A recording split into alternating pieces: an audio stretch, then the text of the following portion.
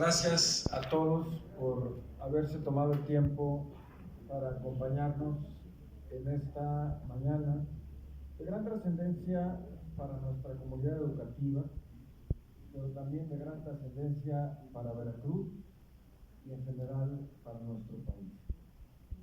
Hace exactamente 30 años, un sueño empezó con la constitución de una alternativa educativa para contribuir al desarrollo del centro de Veracruz, la Universidad IBE.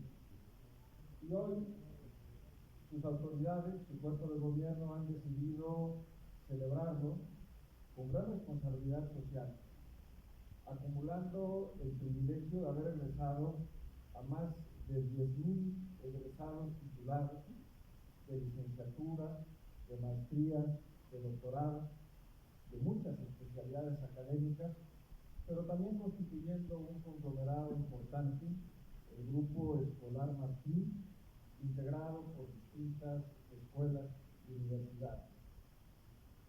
Saludo con muchísimo gusto al rector fundador y presidente de la Junta de la Universidad, el doctor Carlos Arturo Luna Gómez. Bienvenido, doctor.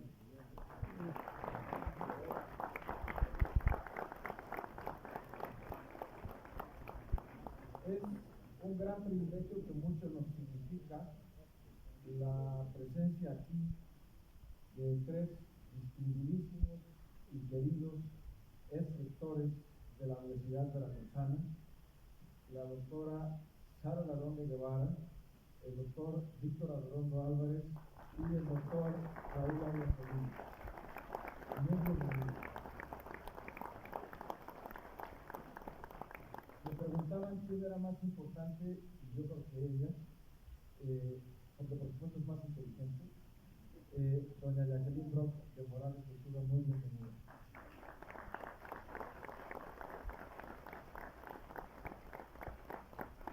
Saludo con muchísimo gusto a Patricia Ortega Pardo, no voy a narrar toda su currícula, a la doctora Joselina Álvarez Fonseca, quien es directora de posgrado del Grupo Escolar Martín. Muy bienvenida.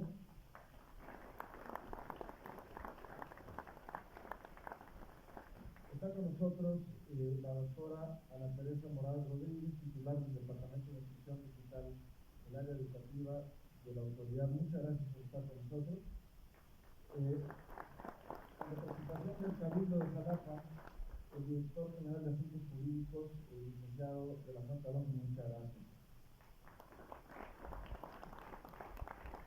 Y no quiso subir al presidio porque dijo que quería demostrar el machismo contumaz, la doctora Erika Carolina Rodríguez Castillo, nuestra vicerrectora académica en el grupo. Bienvenida.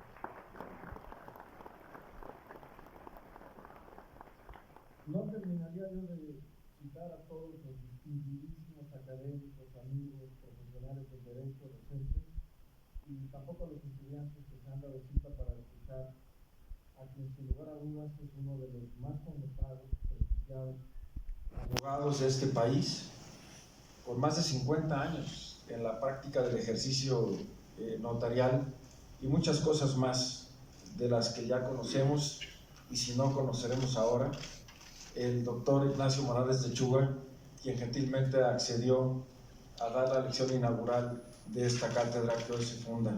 Bienvenido, Ignacio.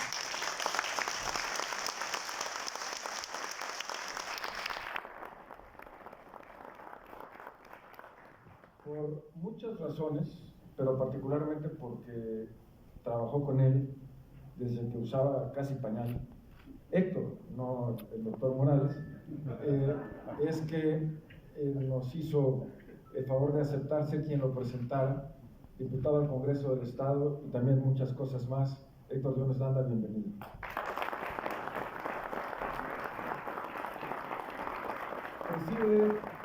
Preside esta conferencia el rector del grupo, nuestro jefe, el doctor Carlos Arturo Luna Gómez, a quien le ruego que por favor inicie en esta semana.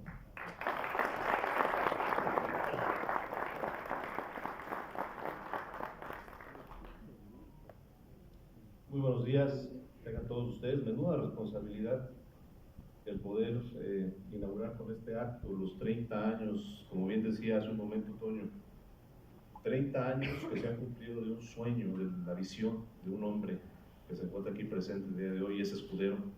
Yo soy Gómez, él es Escudero. Entonces, responsabilidad grande el poder llevar a una universidad que es el principal foco de cambio social. La universidad se debe a la sociedad. La universidad, sin lugar a dudas, debe de poner sobre la mesa ideas diferentes para poder construir una nación y un país que merecemos. Porque México ha luchado durante muchos años, primero por su independencia, y el día de hoy está luchando por un México nuevo, se está luchando por un México nuevo. Así de grande es el papel de una universidad en cualquier parte del mundo, pero específicamente en nuestro estado de Veracruz, que durante muchos años, muchos siglos, ha tenido historias que no se han contado, pero que a través de la universidad empezamos a conocer, poniendo de manifiesto los diferentes ideales, las diferentes ideologías y llegando a acuerdos y consensos sociales. Eso es la universidad, ese es el sueño que mi padre, fundador de esta universidad, puso para poner al alcance de aquellas personas que no tenían la oportunidad de poder ingresar al alma mater de Veracruz, a la Universidad Veracruzana, pudiesen tener un espacio también para poder generar conocimiento, para poder generar sociedad, para poder incidir de manera positiva en el entramado social, que mucho hace falta el día de hoy. Que los jóvenes que están aquí presentes, que los no tan jóvenes que están aquí presentes también incidan en la vida pública de nuestro país. Que conozcan a través de esta cátedra la historia viva de cómo se ha conformado una nación que ha sufrido para su conformación, pero que lo ha hecho a través de diferentes pensadores, diferentes ideólogos y personas que han tenido la valentía de poder hacerlo. Muy buenos días, tengan todas y todos. Permítanme iniciar este acto con una frase del hombre que hoy nos convoca con su legado. La educación no es el único camino para el desarrollo, pero sí es el más seguro. Hoy, desde la Universidad Ives abrazamos esa certeza con convicción renovada. En el marco de estos 30 años de vida de nuestra universidad, inauguramos con profundo orgullo la cátedra Jesús Reyes Heroles, un espacio destinado a la reflexión, al análisis histórico y político y al fortalecimiento del pensamiento crítico en nuestras nuevas generaciones. No hemos elegido su nombre al azar. Jesús Reyes Heroles fue, sin duda, uno de los pilares intelectuales y políticos del México moderno, veracruzano además de todo. Fue historiador riguroso, jurista de profundidad, servidor público íntegro y, por encima de todo, un hombre comprometido con el pensamiento liberal y con la educación como vía para construir ciudadanía. Su defensa, esa que nació con la lucha por la Constitución, por la reforma y por las instituciones republicanas, sigue siendo hoy una brújula fundamental para comprender los procesos que nos han traído hasta este momento histórico. En la Universidad Ives creemos que no hay futuro posible sin memoria, y por ello la Cátedra Jesús Reyes Heroles nace con un propósito claro: formar generaciones que entiendan cómo se ha construido el Estado mexicano, que conozcan sus raíces, sus luchas, sus tensiones, y que a partir de ese momento, de ahí, de este conocimiento, participen activamente en la vida pública y democrática de nuestro país. Nuestra juventud merece y necesita conocer el México que heredamos y las ideas que lo forjaron. Necesita, como decía Reyes Heroles, ver hacia adelante sin olvidar el camino que nos trajo hasta aquí. Y para dar inicio a esta noble tarea, tenemos hoy el privilegio de contar con el licenciado Ignacio Morales Lechuga, quien será el primer orador de lujo de esta cátedra. Su brillante trayectoria como jurista, diplomático, académico y servidor público, tanto en México como en el extranjero, representa los más altos valores del compromiso institucional, del Estado de Derecho y del pensamiento jurídico nacional. Su presencia aquí no solo nos honra, sino que marca con autoridad y profundidad el rumbo que esta cátedra desea seguir. A nombre de nuestra universidad y de todos los que la conformamos, porque también es importante señalar que detrás de la universidad hay mucha gente que hace lograr al llegar a esos sueños. ¿Sí? Agradezco a todas y todos ustedes por acompañarnos esta mañana, a nuestros estudiantes, a nuestros docentes, a los investigadores, a los invitados especiales, a quienes se encuentran al frente del presidio también. Los invito a hacer suyo este espacio, que la Cátedra Jesús Reyes Heroles sea un punto de encuentro entre generaciones, ideas y aspiraciones por un México más libre, más justo y más informado. Muchísimas gracias y bienvenidos a todos ustedes.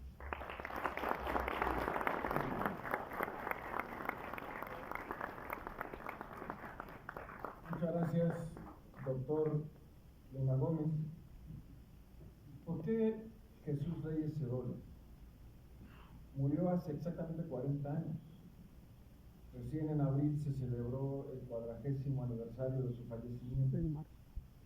¿Qué significación tuvo este hombre en la vida de México y por qué honrarlo y traerlo a recuerdo en este momento? Bueno, pues nadie mejor que un economista que gusta de la historia, pero que además le sabe a lo que es la vida institucional. Además de exrector de la Universidad Veracruzana, Raúl Arias Lobillo es presidente del Consejo Académico del Grupo Escolar Martí, particularmente de la Universidad IBES, y nos hará el favor de presentar la semblanza de vida de Jesús Reyes Heroles.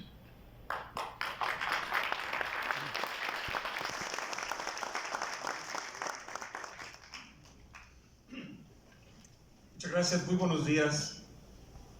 Saludo, por supuesto, a nuestro primer orador en esta cátedra Jesús Reyes Heroles, a nuestro rector, a un gran amigo, Héctor Yunes, y por supuesto a mis queridos colegas rectores de la Universidad Veracruzana, a Carlos Luna Escudero, a quien me une desde hace muchísimos años, no solamente profesionalmente, ambos somos economistas, sino una gran amistad que me honra. Y quiero felicitar a toda la comunidad universitaria del IBES y del Grupo Escolar Martí, estos 30 años que se multiplican en el futuro. No saludo a tantos invitados especiales, a los medios, a todo el público asistente. Jesús Reyes Heroles, pensador universal y gran mexicano, nació en 1921 en la ciudad de Tuxpan, Veracruz.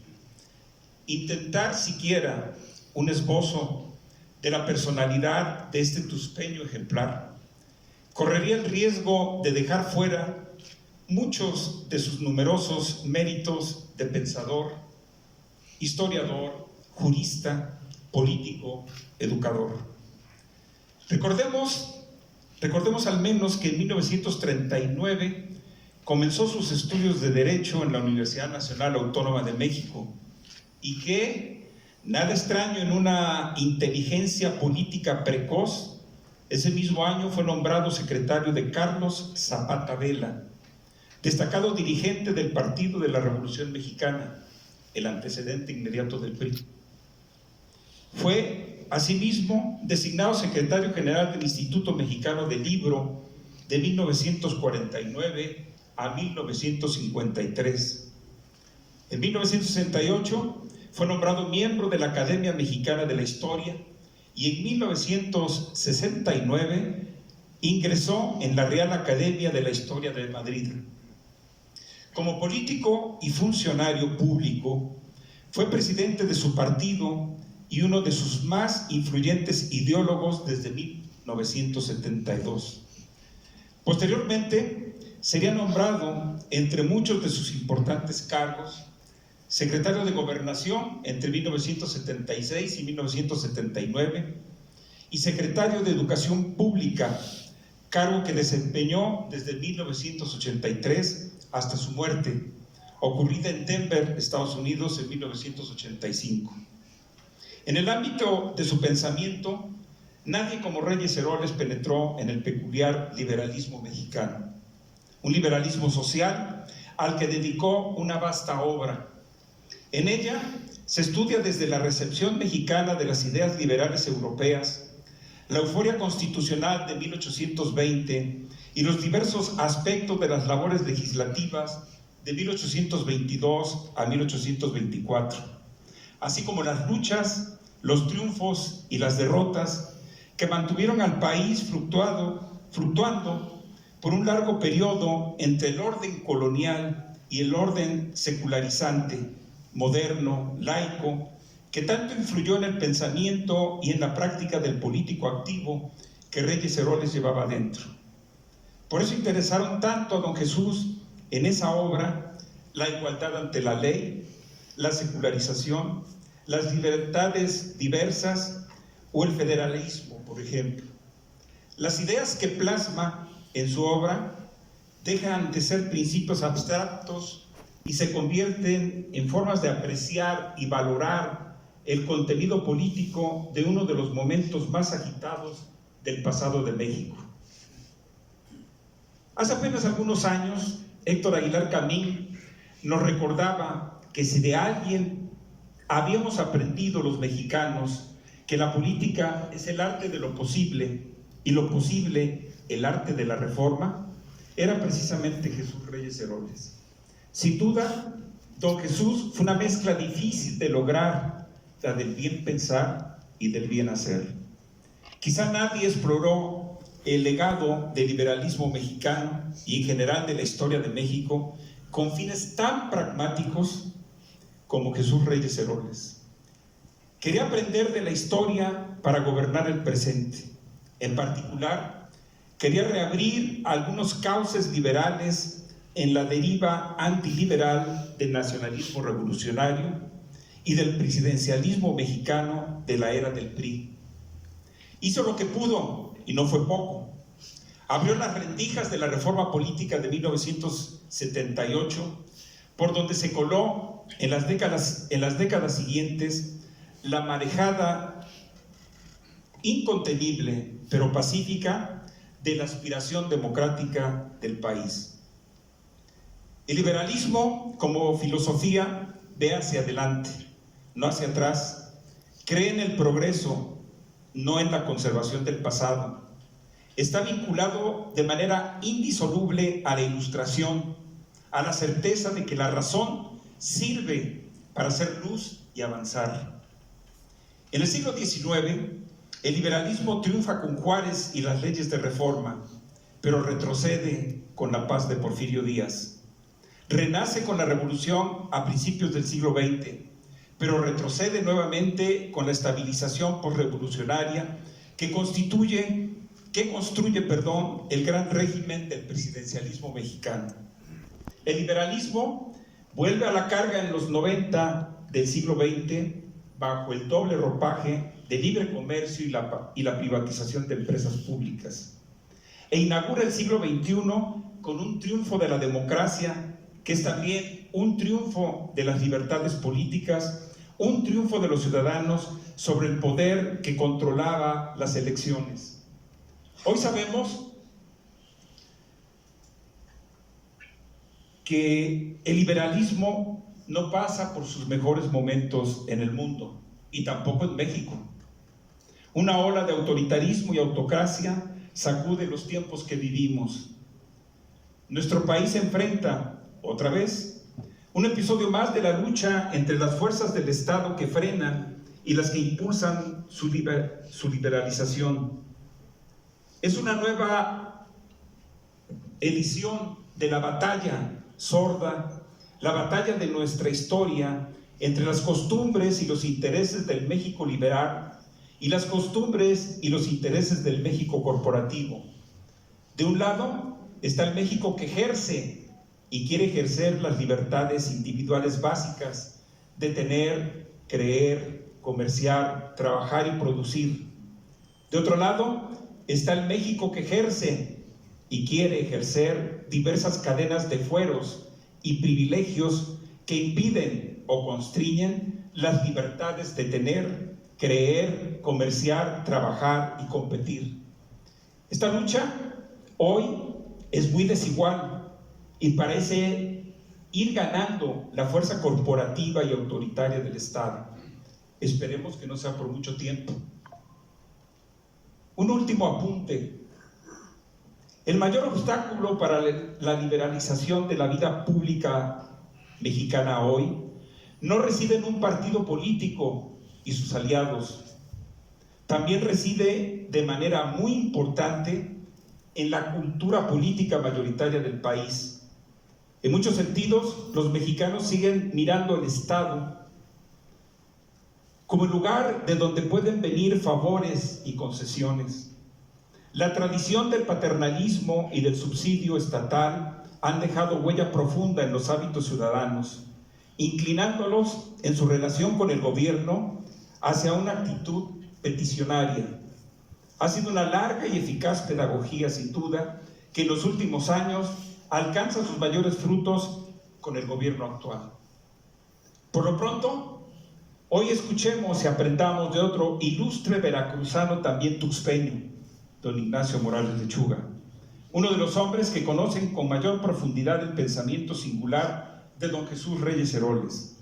La Universidad Ives, la comunidad del Grupo Escolar Martí, se sienten satisfechas y agradecidas por su presencia, que con toda seguridad dejará frutos culturales inestimables a su comunidad y a los veracruzanos en general. Muchas gracias.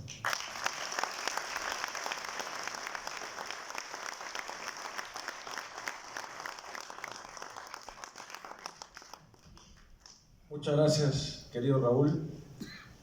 Quiero agradecer a las 316 personas que en este momento están conectadas, presenciando la lección inaugural de la cátedra a través de la transmisión en vivo, que por cierto está realizando el personal y los alumnos de comunicación de la universidad. Gracias a todos los compañeros de la universidad, de las áreas técnicas, administrativas y docentes, por su apoyo para la realización de esta conferencia. Quiero darle la palabra al diputado Héctor Yunes Landa, quien, como había yo anticipado, nos hará el favor de presentar al primer leccionario de hoy.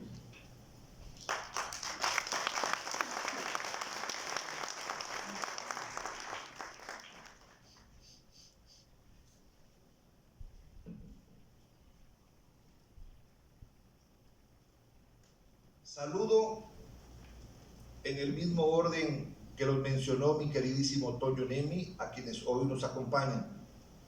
Aprovecho para devolverle el apellido Escudero a mi amigo Carlos Luna, rector fundador del IES. Destierro, encierro o entierro fueron las tres opciones que en los años 60 el gobernador Fernando López Arias le dio a un joven, digamos, muy inquieto, de Poza Rica.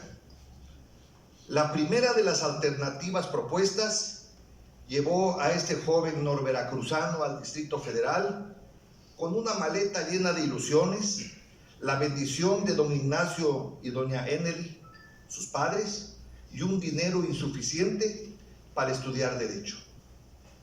El haber optado por un destierro temporal nos permite tener aquí entre nosotros al político, al notario, al diplomático, al académico, al articulista, además de un largo etcétera, Ignacio Rey Morales Lechuga.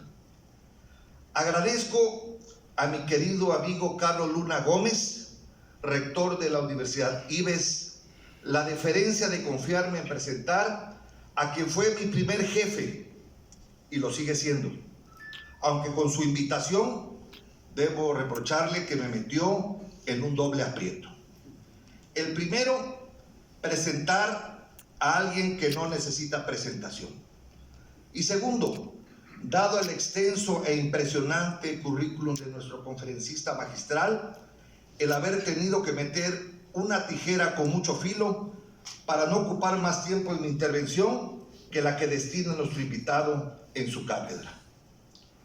Por ello, no les diré ni cuándo ni dónde nació, ni en qué kinder tuvo su primera graduación, tampoco en qué primaria, secundaria o prepa estudió.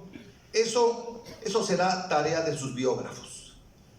Para mí hoy es un privilegio, con todo lo que esta palabra encierra, presentar esta mañana a mi muy querido maestro Ignacio Rey Morales Lechuga en esta sesión inaugural de la Cátedra Jesús Reyes Heroles que imparte la Universidad Ives de Jalapa.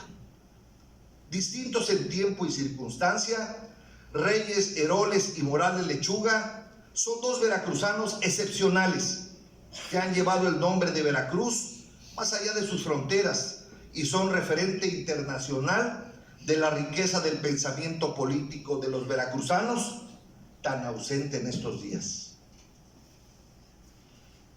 En el caso de Ignacio Morales Lechuga, estamos ante una de las carreras políticas, jurídicas y académicas más completas que un mexicano pueda presumir.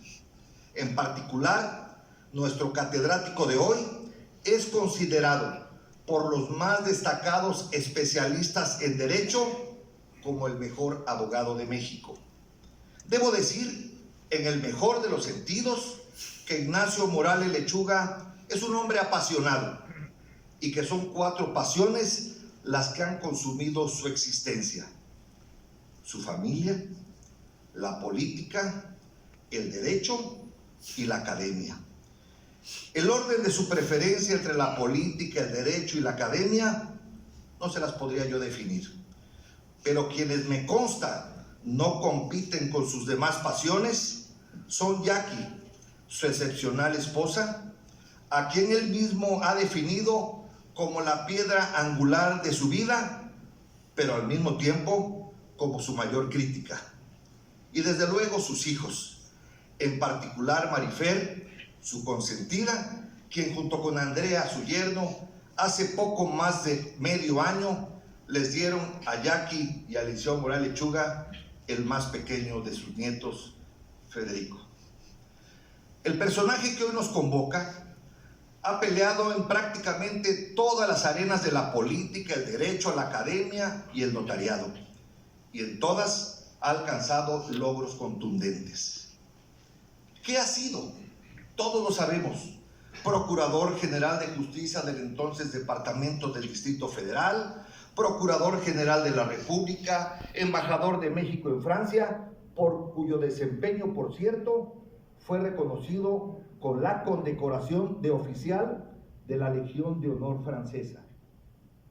En el ámbito académico es, sin duda, la figura más emblemática de la Escuela Libre de Derecho, de la que es egresado y de la que fue rector.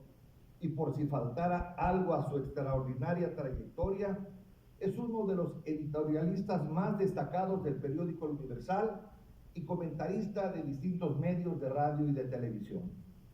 Es literalmente de los que se quitan la camisa para dársela a otro. La anécdota que lo confirma proviene de aquel encuentro casual en un helado día de París de nuestro invitado con 2 entonces jóvenes veracruzanos, Manolo Cáliz y Kiko Guerrero, becarios veracruzanos, estudiantes de la Sorbona de París, en el que el embajador Morales Lechuga, al observar lo desabrigado de uno de ellos, se quitó el abrigo y se lo obsequió a uno de ellos. Es Morales Lechuga, como dicen en Soledad de Doblado, y lo refiero con el afecto que nos une, una iguana muy apedreada. Con el afecto que nos une, claro. Me quito el golpe. A pesar del breve tiempo que sirvió al gobierno de Veracruz, su paso por la administración pública lo coloca en la memoria de los veracruzanos como uno de los mejores servidores públicos que ha tenido nuestro estado. En los diferentes cargos y responsabilidades que ha desempeñado, Morales Lechuga siempre ha tenido presente a Veracruz y a los veracruzanos, por eso está aquí entre nosotros. Morales Lechuga no solo es un veracruzano ejemplar, es también uno de los mexicanos más destacados de su generación. Sea usted bienvenido a su casa, querido jefe, compadre y maestro. Muchas gracias.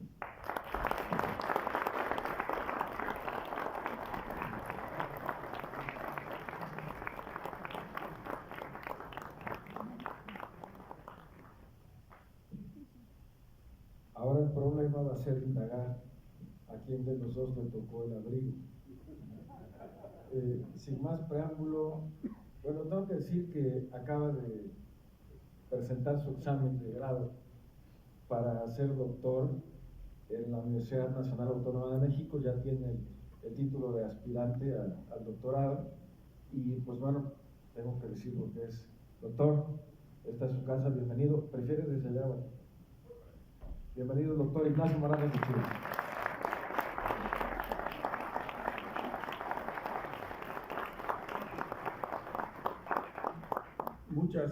Muchísimas gracias. Cuando escuchaba a Héctor describir a quién sabe quién, porque no era yo, lo único cierto que dijo es que mi principal pasión está aquí presente.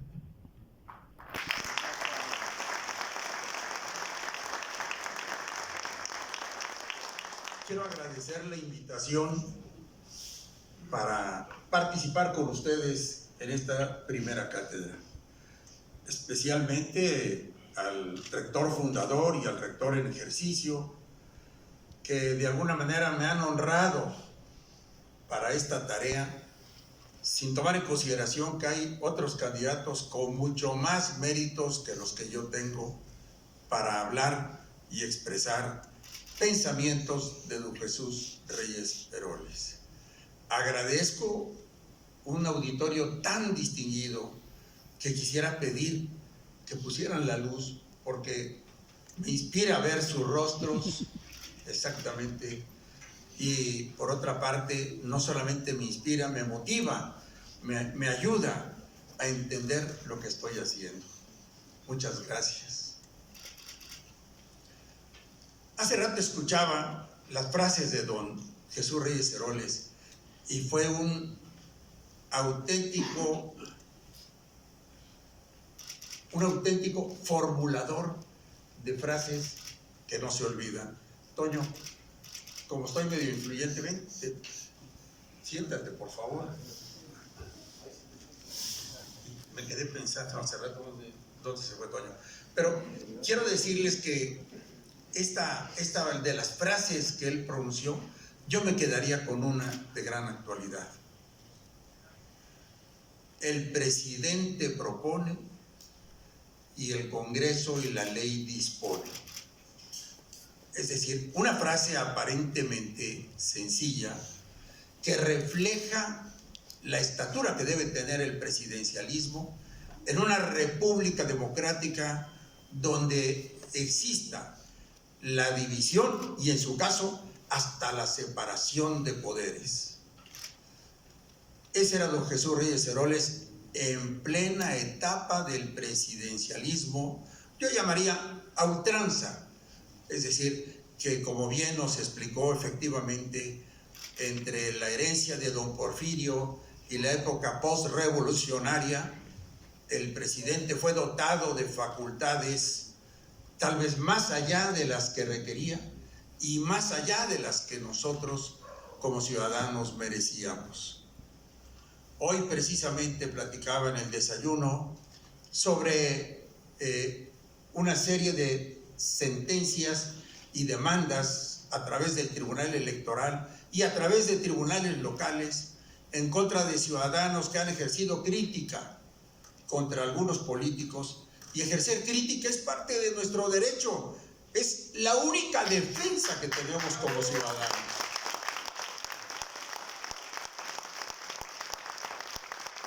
El resultado han sido condenados, tapándole la boca. ¿Cuándo en el siglo actual se había visto algo semejante. Y si estuviera don Jesús aquí, estuviera seguramente adoptando un enojo, molestia e inconformidad con esa actitud que demuestra una sola cosa. Piensan que el sistema político mexicano, que el sistema de gobierno, que la administración pública, que la herencia histórica que tenemos los mexicanos, ahora está formando seres humanos que sirvamos al Estado, que sirvamos al gobierno y no el gobierno a nosotros. Se les olvida que la soberanía de este país radica en nosotros, no en los que están sentados temporalmente en una silla que no les pertenece. Claro, el pueblo efectivamente. Bueno, ese es el extremo en que nos encontramos colocados en este momento.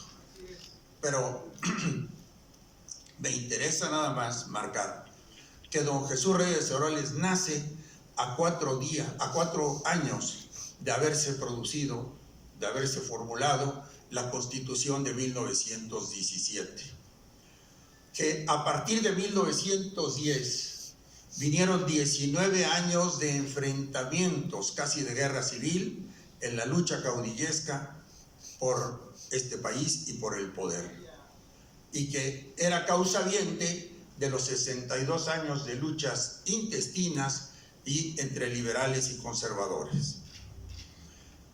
¿Qué fue lo que terminó esos 19 años? Yo pienso que fue el homicidio de Álvaro Obregón. Y en el homicidio de Álvaro Obregón se inscriben los siguientes años de nuestro país. Tuve la fortuna de encontrar el testamento de Álvaro Obregón. Y en ese testamento aparecen 2 testigos de su testamento. Uno era Emilio Portes Gil y el otro Aarón Sáenz.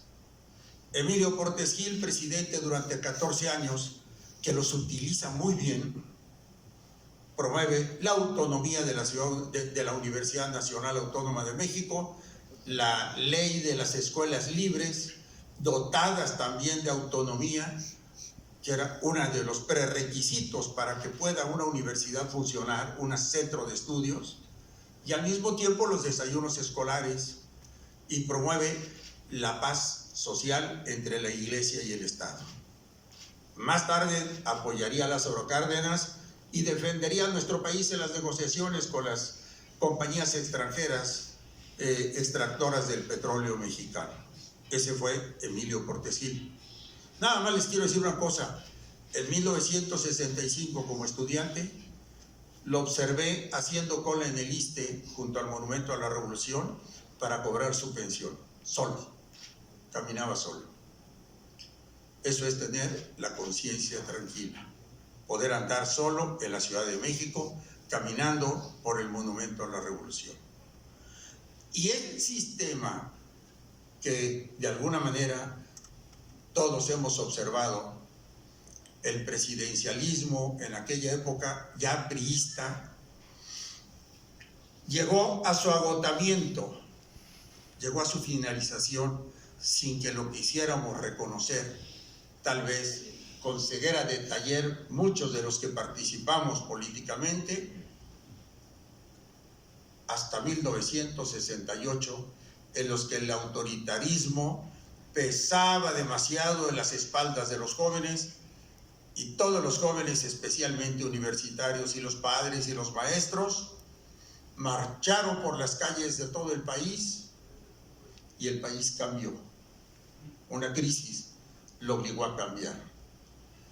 Pero continuó la inconformidad por este autoritarismo, cerrazón y centralismo, y en la década de los 70 surgieron movimientos revolucionarios, guerrilleros, que con las armas protestaban contra el centralismo y el autoritarismo y al mismo tiempo buscaban cambiar al país. Resultado, guerra sucia, muchos muertos, desaparecidos, nunca supimos las cifras exactas, y esa paz aparente que el país tenía, quien la vino a consolidar y a lograr orgánicamente, se llamó Jesús Reyes Heroles, el gran olvidado de este país. Jesús Reyes Heroles empezó a reformular lo que sería la reforma electoral, una gran reforma política, en aquel tiempo sembrada en medio de la desconfianza. ¿Quién creyó que eso verdaderamente iba a cambiar al país? Y la decreta el presidente López Portillo después de ser aprobada por el Congreso en diciembre de 1978 para entrar en vigor en la siguiente elección, 1979. 100 diputados de representación proporcional, 300 distritos electorales para mayoría relativa. Formación de partidos políticos con el 1.5, con 200 por distrito, 200 votos por distrito, y el reparto de las diputaciones era pagar la cuota de 1.5 de la votación total, dividida entre distritos con un factor y, por supuesto, los aspirantes en la lista de representación proporcional. ¿Cuál fue el resultado en 79? Pues nada más que 18 lugares obtuvo el Partido Socialista Unificado de México. Toda la oposición llenó con su oratoria, sus argumentos y sus razones la Cámara de Diputados, y la balanza empezó a establecerse. El equilibrio ayudó a este país. Ya el presidente empezó a tener un freno en la Cámara de Diputados y en los debates en los que participaban hombres como Eberto Castillo, muchos pensadores. Sería larga la lista y no quisiera yo mencionar a Eberto Castillo porque es nuestro paisano, fue nuestro paisano, gran mexicano. Y esa reforma política electoral no hubiese tomado carta de naturalización si no hubiera sido acompañada por la ley de amnistía. La ley de amnistía tuvo la virtud, como casi todas las leyes de amnistía, de anular las averiguaciones previas, los juicios y extinguir las penas privativas de libertad. Es decir, borrar ese episodio por considerarlo injusto a todos aquellos perseguidos políticos que de alguna manera y bajo distintas formas habían sido enjuiciados o habían sido detenidos, y a los que se encontraban fuera del país o huyendo de la acción persecutora del Estado, cancelar, eliminar esas acciones persecutorias. ¿Para qué? Para que pudieran participar políticamente en la vida activa, con toda libertad, sin ningún antecedente que les impidiera también ser candidatos a puestos políticos. Guerrero empezó a elegir por un partido de oposición el primer ayuntamiento, pero después crecieron precisamente la pluralidad o el pluralismo político en la administración municipal y posteriormente ya, años después, en los 90, los partidos de oposición en las gubernaturas.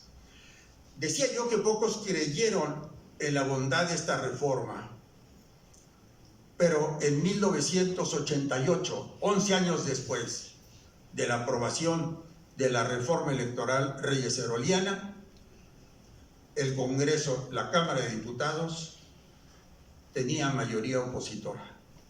El PRI había perdido la elección. 91 recuperó el terreno, pero después, otra vez, el elector se dio cuenta, descubrió que su voto contaba, descubrió que él era el que iba a gobernar, y a partir de ese momento estuvimos observando elecciones en donde un partido ganaba el Poder Ejecutivo Federal, pero los demás controlaban el Congreso. y esto daba un equilibrio al poder y un límite al poder del presidente, y eso fue obra de Jesús Reyes Heroles. Nadie como don Jesús tuvo el poder de visualizar lo que podría sobrevenir en esa etapa difícil para México y la posibilidad de obtener esa paz a través de su decreto de amnistía. Vivimos tiempos positivos después de los 80 y en los 90, y no era fácil. El camino más sencillo hubiera sido continuar con un Estado autoritario que reprimiera las conductas antisociales, aparentemente antisociales, después verdaderamente antisociales con la actitud de la guerrilla. Sin embargo, había que entender las causas de esa violencia, lo que propiciaba, lo que impulsaba a muchos de esos jóvenes a arriesgar su propia vida para actuar en contra del Estado en búsqueda de libertad. Y eso lo entendió don Jesús perfectamente y lo apoyó José López Portillo. Poco duró don Jesús en ese cargo hasta 1979, no solamente porque acciones de este tipo que requieren de firmeza, valor, riesgo, convencimiento, convicción, sino porque acumuló una buena cauda de enemigos internos que rodearon al presidente y que finalmente hizo renunciar a Jesús Reyes Heroles. Y perdimos, aunque hubiera sido un año, 2, 3 años, un consejero autónomo, independiente, que sabía decirle no al presidente. Que a veces es la primera regla que uno tiene que aprender como servidor público. Decirle al jefe no. Cuando uno siente o que se está actuando en contra de la Constitución y de la ley, o que está actuando con intereses ilegítimos. Y precisamente lo que pasaba en aquella época era sobre todo la pérdida de legitimidad para el Estado mexicano en los 70. Y lo que más había ganado el Estado mexicano después de la reforma y después de la elección de 79 era legitimidad. ¿Y qué fue lo que hicieron los posteriores presidentes? Especialmente a partir de 93 en adelante, permitir que la sociedad ganara más terreno, creando organizaciones constitucionales autónomas, organizaciones descentralizadas, haciendo crecer la autonomía universitaria en todo el país, y esos OCAs y esos organismos en el año 2000 permitían que parte de la economía, de la política, de las elecciones o de los derechos, la defensa de los derechos humanos fuese manejada de manera autónoma, independiente, diferente al aparato del Estado. El mexicano, el ciudadano mexicano, había ganado espacios políticos, espacios administrativos, espacios de defensa en todos los sentidos. ¿Qué pasó después? ¿Por qué los mismos que estuvieron luchando durante años por la defensa de los derechos civiles o de los derechos humanos, pues que un grupo se apropió de las banderas de la izquierda, se apropió de los colores de la izquierda y empezó a tomar posiciones centralizando el poder en este país, haciendo a un lado la Constitución y las leyes, anulando la administración pública, borrando instituciones que van desde el refrendo hasta las posibilidades opositoras, molesto por las acciones de inconstitucionalidad o las controversias constitucionales, y que ha procedido a desmantelar los poderes. Existe el poder ejecutivo sin duda alguna. El poder legislativo está prácticamente anulado, es un apéndice del poder ejecutivo, Y el Poder Judicial, ahora, con el nuevo sistema tombolesco, no sabemos a qué nos conduce o a qué nos va a llevar, pero yo estoy seguro, y desde ahora lo pronostico, que la ausencia de carrera judicial, de preparación, de formación universitaria, de los posgrados que muchísimos miembros de la judicatura tenían, al no contar con ella ni con la experiencia formativa, va a ser un desastre.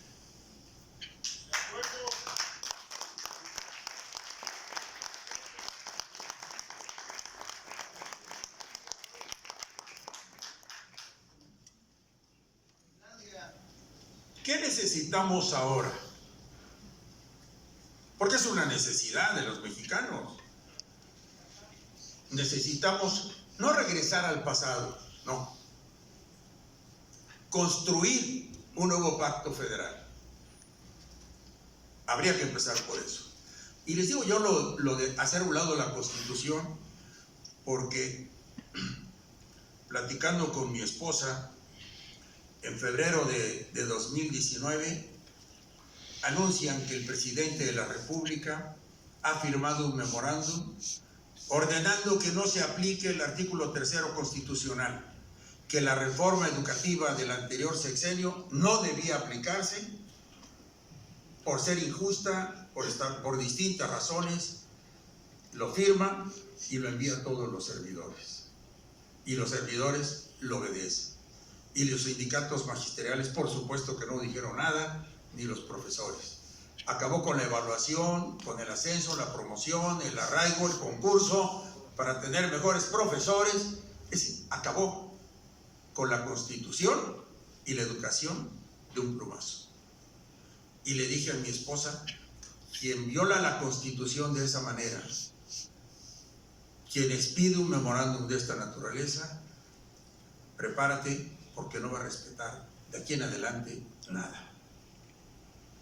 Nada va a respetar. Tiempos oscuros nos esperan. Me quedé corto. No pensé que llegase a tanto el desmantelamiento y la destrucción institucional.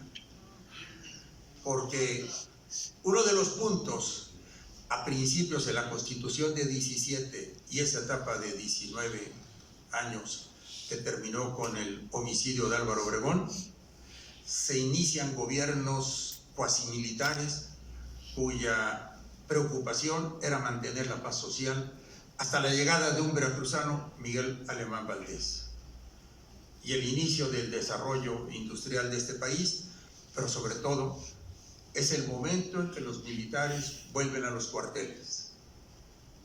Los civiles, sobre todo universitarios, empiezan a ocupar cargos públicos.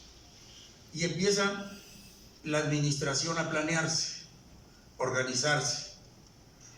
Por eso lo de institucional, se empiezan a formular y a construir las instituciones del Estado mexicano.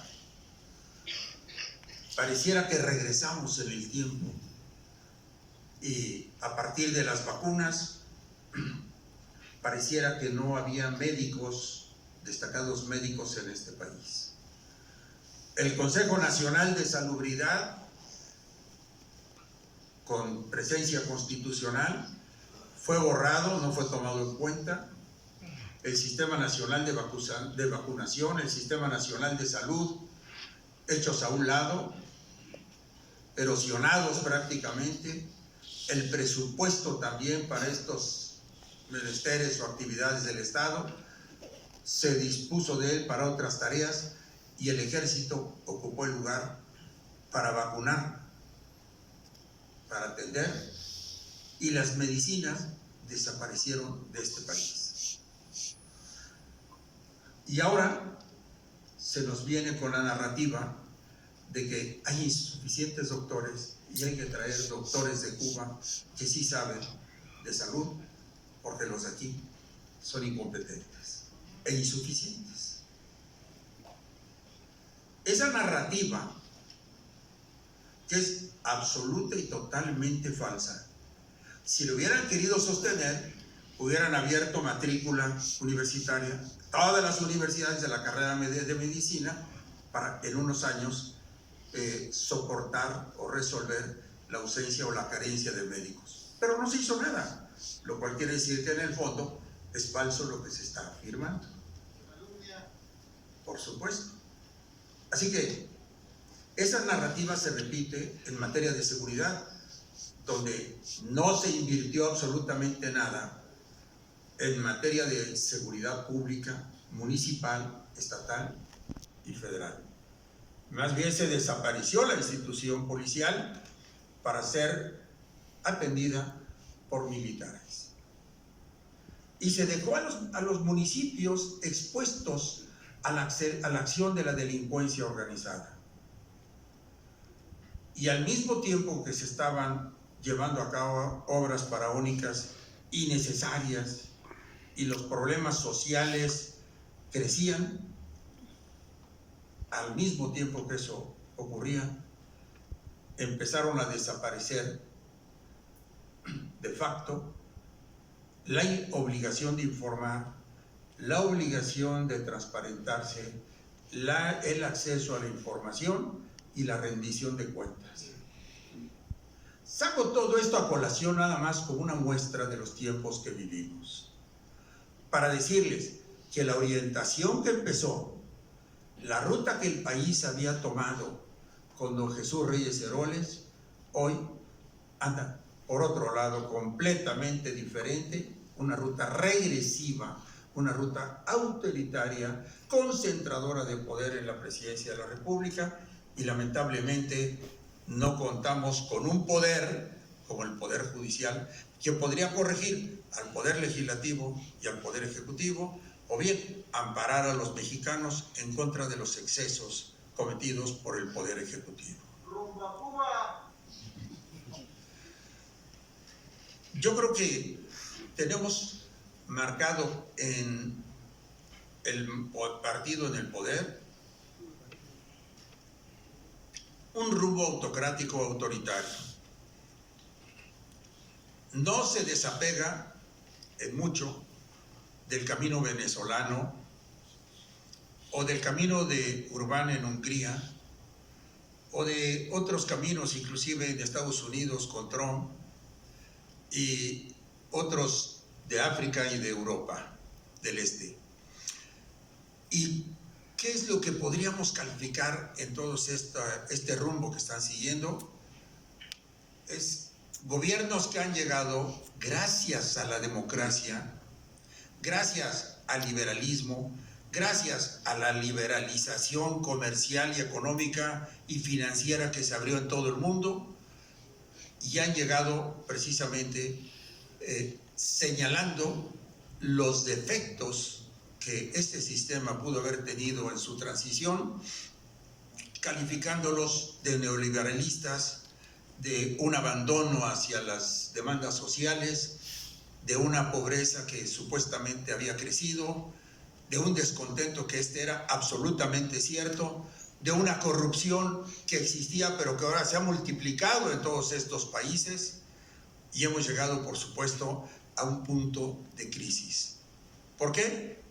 Porque la polarización está presente en todos estos países, y la polarización es un cáncer para los estados y también para las sociedades, pero lo único que puede formarse de la polarización es el descontento, la rebeldía e inclusive la violencia. Y don Jesús Reyes Heroles, vuelvo a don Jesús, y esto tiene que ver con don Jesús, tuvo una virtud. Sus dos decretos a los que me he referido, la amnistía y la reforma electoral, reconciliaron a este país. No eran polarizantes, no eran confrontadores, eran decretos, leyes, pasos buscando la reconciliación nacional.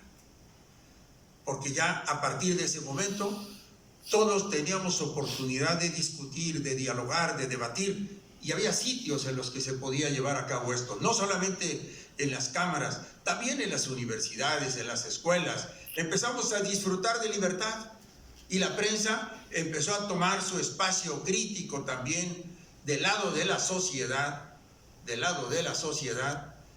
sin ser totalmente reprimida, con todos los espacios que ustedes quieran, pero había oportunidades de defensa.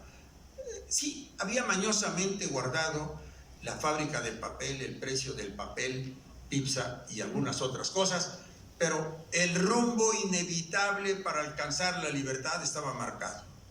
Hoy está cancelado. Pero no todo es malo. Yo creo que, y estoy convencido, de que los regímenes autoritarios están destinados a durar poco, a fracasar, por esta polarización, por esta confrontación, por este abandono, y porque obviamente para sostenerse con cierto ambiente de legitimidad, que era una de las preocupaciones fundamentales de don Jesús, usaban la mentira, el engaño, la alteración de los números, jugar con las estadísticas, jugar con las tendencias o formar estas tendencias aprobatorias, por supuesto, pero sin sustento real. Y hoy nos tratan precisamente